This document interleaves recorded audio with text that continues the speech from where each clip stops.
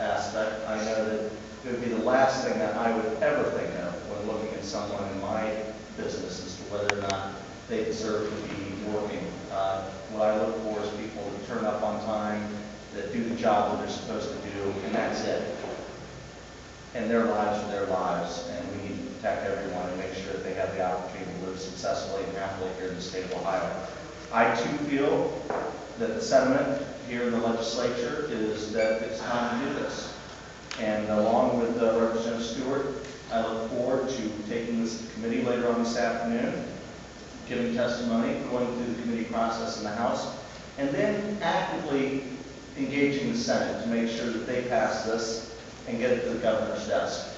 And that will be a fine day, and I look forward to it. Thank you all for coming.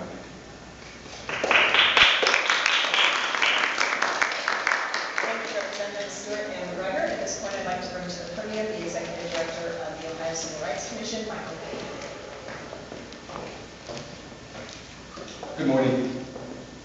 Let me start by thanking Representative McGregor and certainly Representative Stewart for introducing this much-needed legislation on behalf of the agency which enforces the Ohio Civil Rights Act and has been doing so for some 50 years. We are here to express strong support for this legislation, and it's a privilege here today to speak to the things that we see and the purposes of this legislation. I want to first start with the issue of why would we need protection in the workplace against those that have a different sexual orientation or sexual identity. As an agency which travels this state and talks to various groups and individuals, it is not unusual to hear various stories of men and women. Those stories which will wrench at your heart. Stories of losing apartments, stories of losing jobs, and of all things also being victims of hate crimes.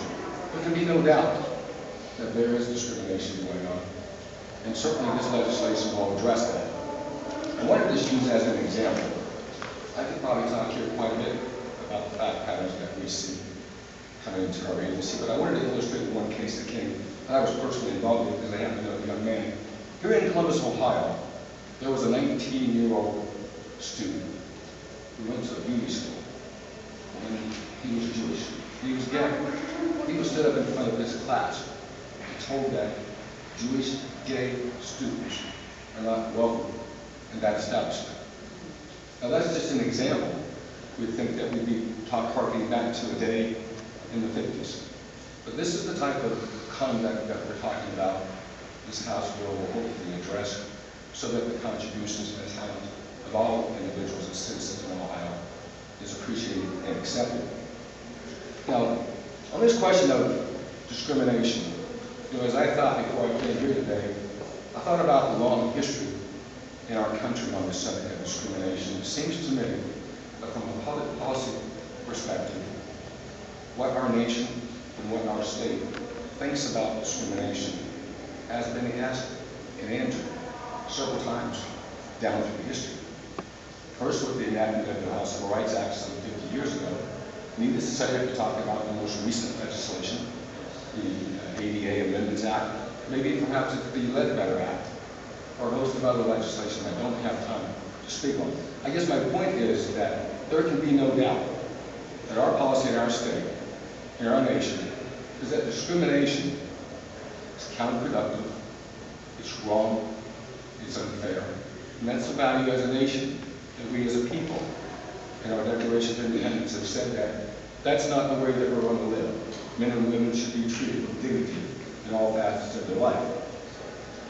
This public policy was, however, recently re-emphasized by Governor Strickland in Executive Order 2007-10S. And more specifically, some 10 years ago, the Ohio Supreme Court in the Gennaro decision, written by then Justice Douglas, stated and noted a, quote, strong public policy against discrimination in our state. He also noted that, quote, from time and time again, this court has found that there is no place in this state for any sort of discrimination, no matter in size, shape, or form, or in what clothes it may masquerade. That is Justice Douglas speaking for the majority of the Supreme Court in 1999. One of their side issues here. There are those that are going to say that this is spatial rights. I personally fail to see how there's anything spatial about hoarding the rights that many of us take for granted. Many of us assume that when we go to work, we're not going to lose our job because of arbitrary reasons. Many of us assume that when we move into an apartment, we're not going to get thrown out of that apartment for arbitrary reasons. There's nothing spatial about hoarding the same rights consistent with our Declaration of Independence and this strong public policy against discrimination. There's nothing spatial about that. Secondly, and finally, I just want to address this issue of cost. You know, we've been here before too, in 1964. The question was asked, well, with this legislation, what about the cost? I submit to you the cost of doing nothing far outweighs the cost that would be imposed on those that would otherwise do bad things to people on the basis of their sexual orientation or sexual preference. So therefore, we stand strong in support of Lynn and obviously the representatives and their peers. Hopefully this legislation will become a law of Ohio and it will reaffirm this promise made long ago that discrimination is wrong and counterproductive in our great state.